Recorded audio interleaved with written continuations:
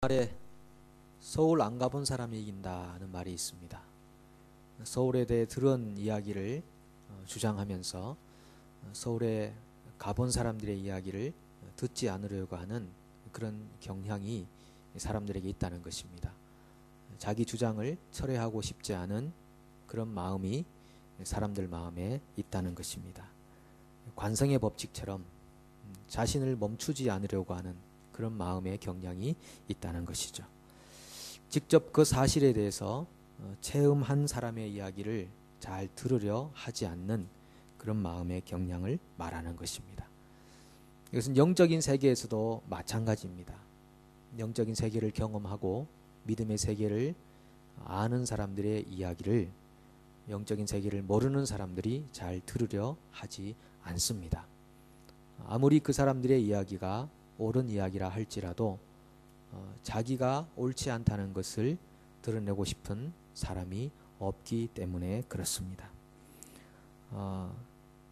왜냐하면은 상대방의 이야기가 옳다고 입증이 되는 순간에 내가 옳지 않은 생각을 가졌다는 것이 드러나기 때문에 그 상대방이 가지고 있는 이야기는 내게 불편한 진실처럼 들려오기 때문에 결국 그런 경우에 영적인 세계와 그 믿음의 세계를 경험하지 못한 분들이 그 세계를 알고 경험한 사람들을 자기들의 삶의 영역에서 몰아내고자 하는 것이 우리가 살고 있는 이 세상이 흘러가고 있는 흐름입니다. 그래서 지금 세계 여러 곳곳에서 크리스찬들이 핍박을 받는 이유가 다 그런 이유 때문일 것입니다. 오늘 읽었던 이 본문의 이야기는 불편한 진실의 한 이야기를 선포하고 나누다가 한 거대한 힘에 의해서 제거된 스데반에 대한 이야기입니다. 이 스데반은 예루살렘 교회의 공동체의 멤버였는데 지난주에 말씀드렸던 것처럼 예루살렘 교회 안에는 히브리파 유대인이 있었고 헬라파 유대인이 있었는데 이 스데반은 헬라파 유대인이었습니다. 그러니까 헬라 문화를 알고 헬라어를 사용할 줄 아는 사람이었습니다. 외국에 살았던 경험들이 있기 때문에 그런지 이 헬라파 유대인들이 가졌던 성향은 성전이나 제사 개념에 묶여 있지 않다는 것이고 그리고 구약 중심적 사고를 하지 않는다는 것, 이스라엘 중심적 사고를 하지 않는다는 것입니다. 그리고 요즘으로 말하면은 하드웨어보다는 소프트웨어적인 영적인 세계에 더 집중하는 경향을 가진 분, 그분이 바로 헬라파 유대인들이며 또 스데반이라는 한 일꾼이라는 것이죠.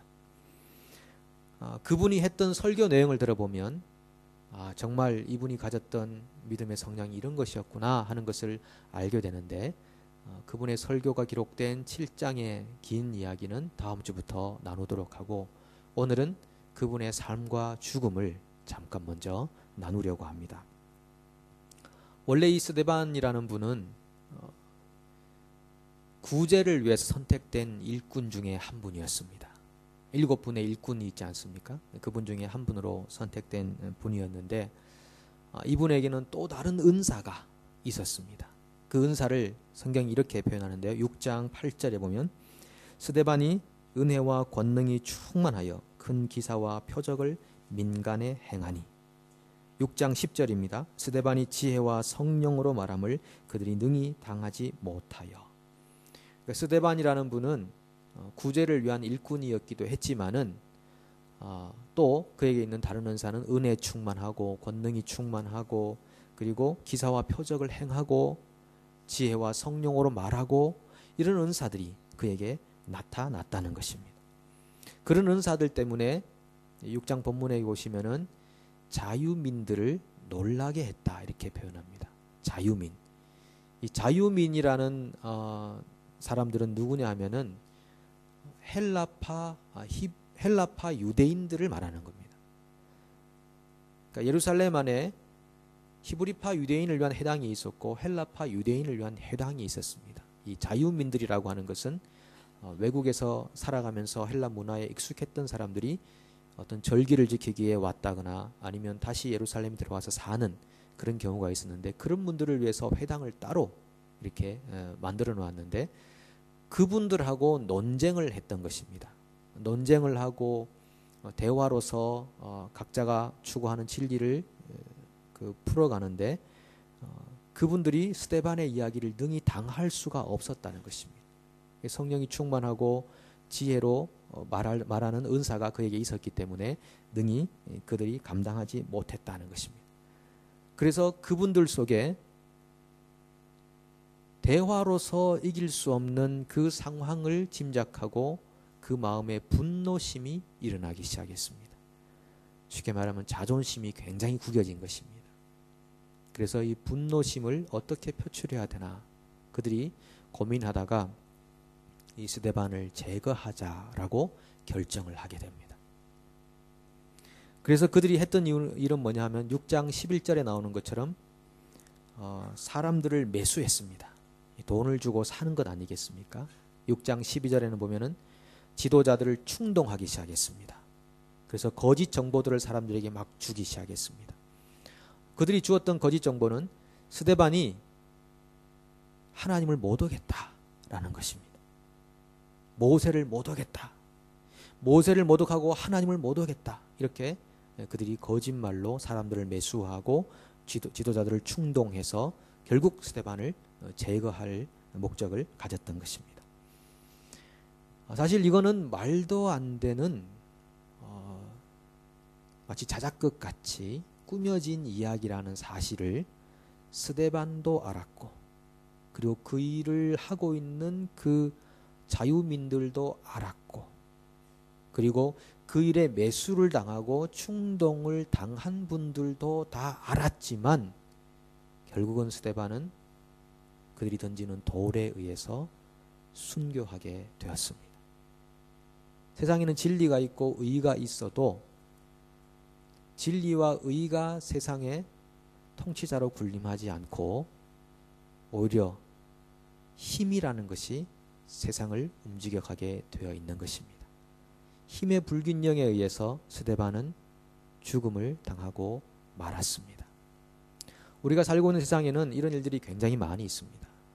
우리가 알지 못하는 사이에 지구 어느 한편에서 의와 진리와 진실을 가지고 있지만 그러나 힘에 의해서 조용히 아침 안개처럼 사라져버리는 그런 존재들도 분명히 많이 있을 것입니다. 지금 이 순간에도 그런 분들은 우리 세상 주변에 많이 있을 것입니다. 그렇다면 왜 이렇게 의와 진리와 진실이 세상 안에 있음에도 불구하고 이것을 못 견뎌 하는 사람들이 세상 안에 존재하는가? 왜 그렇겠습니까? 왜 이런 심한 역반응을 일으키면서 진리를 제거하고자 하는 마음까지 품게 되는 것이겠습니까? 그것은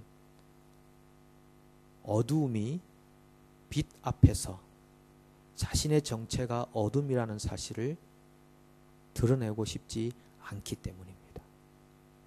원래는 빛이 와서 어둠을 몰아내는 것이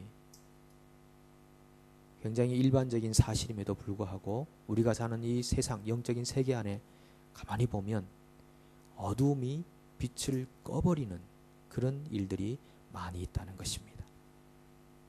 어둠은 결코 빛 안으로 자신을 드러내려고 하지 않습니다. 그런 연유 때문에 스데반은 빛이었으나 어둠에 의해 제거되고 말았습니다. 이 스데반의 설교 마지막 부분 몇 구절을 한번 읽어볼 텐데요. 우리가 읽었던 본문입니다만 7장 51절 53절에 보면 그분이 이렇게 얘기하죠. 목이 곧고 마음과 귀에 할례를 받지 못한 사람들아, 너희도 너희 조상과 같이 항상 성령을 거스르는도다. 너희 조상들이 선지자들 중에 누구를 박해하지 아니하였느냐? 의인이 오시리라 예고한 자들을 그들이 죽였고 이제 너희는 그 의인을 잡아준 자요 살인한 자가 되나니 너희는 천사가 전한 율법을 받고도 지키지 아니하였도다 하니라. 그래서 결국은 이 54절처럼 된 거죠. 그들이 이 말을 듣고 마음에 찔려 그를 향하여 이를 갈거늘. 스데반이 던져주고 있는 그 말을 받는 사람들이 바로 어둠이라는 사실을 말씀해 주는 것이었고, 그 어둠이었던 사람들은 이를 갈고 결국은 돌을 던져서 그 빛을 제거해 버리고 말았습니다. 여러분 생각해 보면은 스데반은 참 지혜가 없는 것 같습니다. 왜 그 사람들의 심기를 그렇게 건드려 가지고 분명히 그런 말을 하면 그 사람들이 마음이 불편하게 되고 관계가 깨어지게 되고 심지어는 이렇게 죽음까지 당하는 건데 왜 그렇게 이야기를 했는지 참 어리석다 하는 생각을 해봅니다. 왜 적절히 하지 않고 선을 넘어버려 가지고 돌 맞을 일을 했느냐.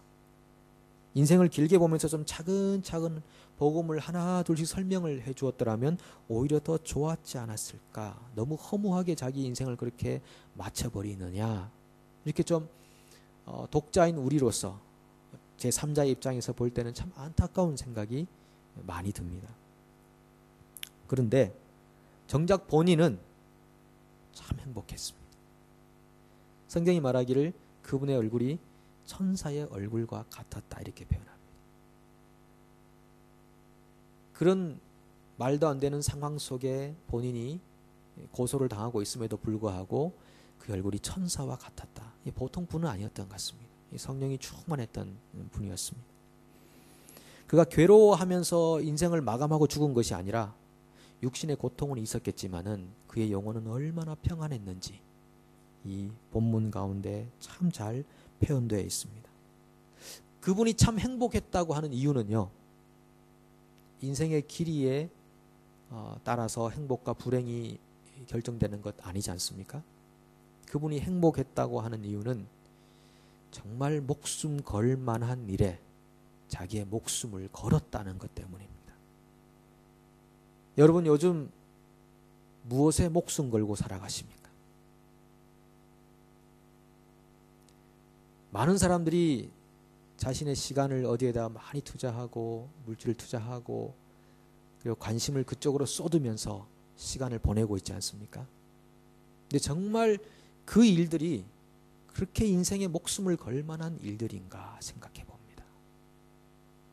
정말 행복한 사람이라는 사람은 목숨 걸 만한 일에 자기의 목숨을 걸고 살아가는 사람입니다. 정말 합당한 일에 자기 목숨을 걸고 살아가는 사람들은 때로 힘들고 고통이 있고 어려워도요 행복합니다. 여러분 인생은 한 번 사는 것 아니겠습니까? 저는 사실 조용하게 살고 싶었던 사람이었습니다. 성격도 조용하고 그렇게 사교적이지 못하거든요. 여러분 아시다시피 제가 여러분들에게 먼저 다가가서 막 말씀 걸고 전화 자주 드리고 잘 못하잖아요. 굉장히 내성적인 사람이고 저의 전화도 받고 싶으시고 말 한마디 좀 걸어주기를 바라시는 분들도 많이 계시잖아요.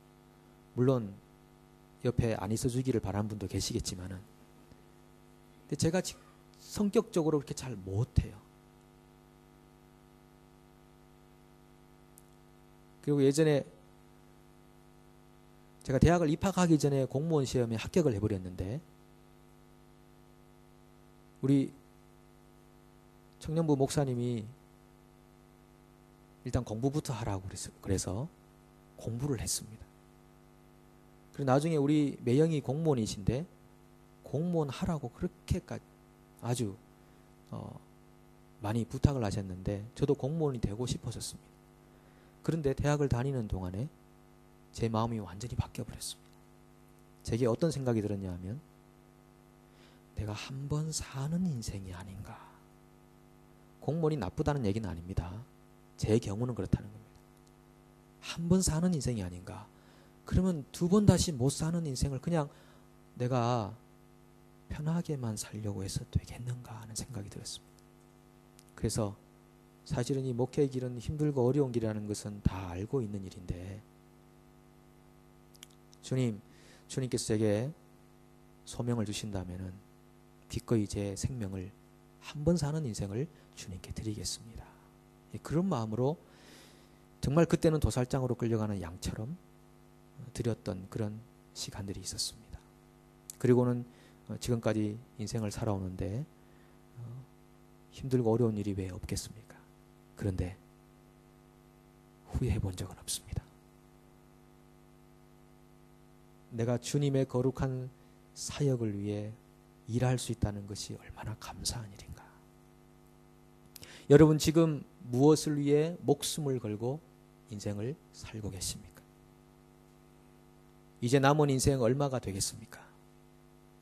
스데반은 정말 짧은 인생 살았지만 자기의 목숨을 걸었습니다. 여러분도 신앙생활을 목숨 걸고 하십시오. 무엇을 위해 살아야 되는지를 분명히 인식하는 삶이 되었으면 좋겠습니다. 제가 몇 차례 말씀드렸지만은 저는 대학 신입생이 들어갔는데 제 1년 선배분이 저를 보자마자 제가 달견 형제를 위해서 제 목숨을 걸겠습니다. 깜짝 놀랐습니다. 그 후로 그 이야기를 들은 후배는 지금까지 정말 주님을 위해 한번 목숨 걸어보자 하며 살고 있습니다. 근데 그분을 찾아가서 제가 물었습니다. 형, 그때 왜 그런 얘기를 하셨어? 내가 언제 그런 얘기를 했나? 본인은 싹 다 잊어버렸습니다. 근데 저는 그 말에 충격을 받고 뭐 이런 일이 다 있나? 그러면서 주님께 헌신하게 되고 자신은 지금 다른 회사 직장 생활을 하고 있고 저는 이쪽으로 몰아가지고 제가 생각해 보니까 그때 그 형이 성령이 충만했던 겁니다. 그 도서관에서 걸어 나오는 모습이 얼마나 당당하게 성령이 충만해서 내가 형제를 위해 내 목숨을 걸겠습니다. 그런 마디 했는데 그 성령 충만해서 했던 한마디가 한 사람을 완전히 또 다른 세계의 삶으로 변화시켜버린 거죠. 여러분 우리가 성령 충만해서 하는 말들이 있잖아요. 행동들이 있잖아요. 그것이 어떤 사람에게 어떤 영향을 미칠지 모릅니다. 우리는 잘 알지 못해요. 그러나 내가 성령 충만해서 하는 한마디는요. 그 말을 듣고 있는 사람을 살려내는 겁니다. 그리고 그분도 성령 충만하게 만들어서 또 다른 제자화의 삶을 살아가게 만드는 것입니다. 이 스데반 집사님이 성령이 충만했다 그렇게 표현하고 있습니다. 성령이 충만해서 정말 이 목숨 걸어야 할 일에 목숨 걸고 사셨는데 목숨 거는 사람들, 영혼 구원이라고 하는 이 귀중한 일에 목숨을 거는 사람들의 특징이 오늘 스데반의 죽음의 현장에서 한 3가지로 잘 드러나 있습니다. 그 특징을 한 3가지를 함께 나눠봅니다. 첫 번째는 하늘을 우러러 주목하여 봤다 그렇게 표현합니다. 하늘을 우러러 주목하여 보니까 예수께서 하나님 우편에 서 계시는 것이 보였다 그렇게 표현되어 있죠. 정말 이 제대로 영혼 구원에 목숨을 건 사람들은요 하늘을 보게 되어 있습니다. 이 사면 초가의 상황이 와도 위는 둘려 있지 않습니까? 노아의 방주도 창문이 나 있는데 창문으로 보면 위밖에 안 보입니다. 하늘밖에 보이지 않는 것입니다. 하늘만 보라는 것입니다. 땅의 일 때문에 우리가 언제까지 속상해하고 울면서 우울하게 그렇게 살아가겠느냐는 것입니다. 정말 영혼 구원에 목숨을 건 사람들은 위를 쳐다보면서 땅의 일 때문에 우는 삶을 살지 않습니다. 골로새서 3장 1절과 2절 우리 같이 한번 읽어보도록 하겠습니다. 시작. 그러므로 너희가 그리스도와 함께 다시 살리심을 받았으면 위의 것을 찾으라. 거기는 그리스도께서 하나님 우편에 앉아 계시느니라. 위의 것을 생각하고 땅의 것을 생각하지 말라. 위를 바라보면요 웬만한 일들은 다 극복할 수 있습니다. 여러분 뭐 손해 보신 일 있으십니까? 이 땅을 사시면서 누구에게 뭔가를 빼앗기신 일 있으십니까? 누가 무엇을 훔쳐가셨습니까? 무엇 때문에 괴로우시십니까? 지금 마음이 힘드십니까? 위를 보십시오. 위를 보시면은 그런 것들이 여러분들을 다시 괴롭히지 않을 것입니다. 우리가 계속 시선이 땅에 있기 때문에 그런 것 때문에 괴로움을 당하는 것입니다. 그러나 우리의 시선이 하늘에 있으면 그런 것들이 우리를 괴롭힐 수 없는 우리는 굉장히 영적으로 회복되고 살아난 하나님의 백성들인 것입니다. 그리고 위를 보시면요 나의 도움이 어디서 올까? 천지를 지으신 여호와에게서로다. 위를 보는 순간 하나님의 도움이 우리 가운데 부어지는 줄로 믿습니다. 영혼 구원에 목숨을 건 사람들의 두 번째 특징, 그것은 영혼을 예수님께 맡기는 사람입니다. 59절에 잘 나와 있죠. 주 예수여 내 영혼을 받으시옵소서. 여러분 영혼을 어디에다 맡기시려고 하십니까? 우리의 영혼은 오직 예수님께 맡겨야 됩니다. 예수님만이 우리의 영혼을 안전한 곳으로, 복된 곳으로, 영생으로 인도하시기 때문입니다. 예수님께 자신의 영혼을 맡기는 사람들을 예수님은 절대 외면하거나 한 번도 버린 적이 없으십니다. 여러분 우리가 사람들 의지하거나 물질을 의지하면 배신감을 가질 수밖에 없습니다. 왜냐하면 사람이나 물질은 불완전하거든요. 반드시 배신감을 느끼고 마음의 깊은 상처를 가질 수밖에 없습니다. 그러니까 우리의 영혼은 오직 예수 그리스도에게 맡겨야 되는 거죠. 여러분 염려도 맡기시고 걱정도 맡기시고 여러분의 미래도 우리 주 예수께 맡기십시오. 여러분 주차장을 걸어 들어오실 때 우리 교회 안에 4개의 그림이 있지 않습니까?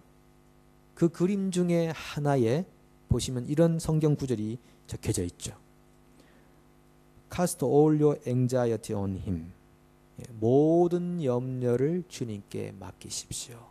그런 글을 보셨습니까? 이제는 다니시면서 그 그림을 지나갈 때마다 그래 내 모든 염려는 주님께 맡기겠다. 이렇게 결정하시고 그림도 감상하시고 그렇게 회복을 얻으시길 바랍니다. 2012년 3월에 한국 최고의 지성이라고 불리는 이어령 박사의 장녀인 이민아 씨가 세상을 떠났습니다. 그분이 나중에 목회 활동을 하다가 세상을 떠났는데 53세 일기로 세상을 마감했습니다. 이분은 이혼을 경험했고 아들의 죽음도 경험했습니다. 아주 잘난 아들이 죽었습니다. 그리고 본인도 여러 암으로 투병 생활을 오랫동안 했습니다. 그런 과정 중에서도 그분은 아버지의 영적인 구원을 위해서 얼마나 간절하게 기도하고 사모했는지 모릅니다. 정말 하나님께서 그 고난 가운데 드렸던 기도의 응답대로 그 아버지가 세례를 받고 지금 그리스도인으로 살아가고 있지 않습니까? 그래서 지성에서 영성으로 라는 그런 책도 쓰시면서 지금 살아가고 계시는데 이 이민아 씨가 썼던 책에서 이렇게 자신의 심정을 고백합니다. 이 책을 쓰고 있는 저는 지금 위암 말기 암 환자라고 합니다. 그러나 제 마음에는 차고 넘치는 하늘나라의 의와 기쁨이 있습니다. 저를 사랑하시는 능력의 아버지 하나님이 그동안 저의 질병을 여러 번 고쳐주셨기 때문에 또 고쳐주시리라고 믿습니다. 그러나 어떤 이유에서든지 이 땅에서 그 치유를 온전히 다 받아 누리지 못하고 내 몸이 죽는다 해도 저는 예수님을 믿는 자는 죽어도 살겠고 살아서 그를 믿는 자는 영원히 죽지 않는다는 하나님의 말씀을 믿습니다. 죽음은 이미 그 권세를 잃었고 그래서 저는 죽음이 더 이상 두렵지 않습니다. 제게는 예수님이 십자가에서 우리에게 주신 승리가 관념적이거나 종교적이 아니라 실제적인 것입니다. 예수님께 자신의 영혼을 맡겼던 이 이민아라는 우리 귀한 자매님은 죽음마저도 넘볼 수 없었던 그런 영적인 거인의 삶을 살았습니다. 여러분의 영혼, 여러분의 미래, 여러분의 걱정, 염려를 오직 주님께 맡기십시오. 그러면 주님께서 반드시 배신하지 않고 책임져 주실 것입니다. 영혼 구원에 자기의 목숨을 걸었던 사람의 특징 마지막은 용서입니다. 60절을 보십시오. 주여 이 죄를 그들에게 돌리지 마옵소서. 보복하고 심판하는 일에 관심을 갖지 않았습니다. 여러분들에게 잘못한 사람들 있지 않습니까? 여러분들에게 분명히 잘못한 사람이 있습니다. 분명히 그분의 잘못입니다. 그 사람의 잘못입니다. 그런데 그 사람도 죄인입니다. 우리 모두는 죄인 아니겠습니까? 나도 죄인이고 너도 죄인이고 분명히 나에게 잘못한 그 사람 반드시 죄인입니다. 그분도 구원을 받아야 될 대상입니다. 그런데 우리가 용서하지 못하고 있으면 가장 큰 피해자는 나 자신이 되는 것입니다. 제일 괴로운 것입니다. 프랑스의 작가 빅토르 위고가 쓴 93년이라는 작품이 하나 있습니다. 그 내용은 이렇습니다. 배가 바다를 항해하고 있는데 갑자기 큰 풍랑이 와가지고 배 안에 묶여있던 대포들이 사슬이 끊어지면서 이리저리 뒹굴기 시작합니다. 대포들이 뒹굴면서 배 안에 물건들을 막 파괴시키기 시작합니다. 배 안이 막 파괴되고 선원들이 뛰어가서 그 대포를 붙잡습니다. 작가는 이 배를 인생에 비유한 것입니다. 그 배를 파괴시키는 것은 바다에 있는 풍랑이 아니라 배 안에 있는 대포였다는 것입니다. 우리 인생을 파괴시키는 것은 외부적 환경이 아니라 우리 안에 있는 미움과 분노와 복수심과 원한, 이런 것이 결국 우리를 파괴시킨다는 그런 이야기입니다. 여러분, 우리가 용서를 하게 되면은 가장 큰 수혜자는 바로 나 자신이 되는 것입니다. 얼마나 평안하겠습니까? 영적인 위로와 기쁨이 우리 가운데 있겠습니까? 사랑하는 여러분, 오늘은 스데반이라는 한 일꾼의 삶을 잠시 나눴습니다. 그분은 정말 목숨 걸 만한 일에 목숨을 걸었고 영혼의 구원이라는 그 사실에 목숨을 걸어서 어떻게 보면 참 무의미하게 짧은 인생을 살다 간 사람처럼 보이지만 그런 참 행복한 아주 멋진 인생을 살았습니다. 여러분, 앞으로 우리가 몇 년을 살든 우리에게 주어진 시간을 이렇게 한번 멋지고 행복하게 한번 살고 싶지 않으십니까? 모든 사람들이 다 전임 사역자가 되라는 말씀은 전혀 아닙니다. 절대 아닙니다. 그럴 수도 없고 그래서도 안 됩니다. 우리가 살고 있는 삶의 상황, 직업 현장, 전업주부로서의 삶, 자녀를 양육할 때의 삶, 우리가 하는 그 말 한마디, 우리가 하고 있는 그 한 행동, 그것이 결국은 성령 충만하여 행할 때 또 다른 한 사람을 또 영혼 구원을 위해 목숨 거는 사람으로 만들 수 있다는 사실 때문에 여러분들에게 이 말씀을 드리는 것입니다. 스데반이라는 한 일꾼의 그 죽음이 무의미하지 않다는 것이 8장 1절에 복선처럼 잘 나와 있습니다. 8장 1절이 뭐라고 합니까? 사울은 그가 죽임당함을 마땅히 여기더라. 사울은 스데반의 죽음을 마땅히 여기고 있었습니다. 그런데 우리가 뒤에 스토리를 알지 않습니까? 이 사울이 이방 복음을 위해 쓰임받는 위대한 사도가 되었습니다. 성령 충만하게 하늘을 바라보고 그 영혼을 주님께 맡기고 용서했던 한 스데반이라는 사람의 죽음이 온 인류를 복음화하게 하는 위대한 인물 사울, 바울이라는 사람의 영향을 주어서 결국은 하나님의 꿈을 성취하게 하는 놀라운 결과가 이루어진 것입니다. 오늘 우리가 그렇게 산다면 우리 또한 다른 한 사람을 그렇게 일으켜 세울 것이고 정말 여러분들의 인생, 저의 인생이 멋지고 행복한 남은 여생이 될 줄로 믿습니다. 기도하겠습니다.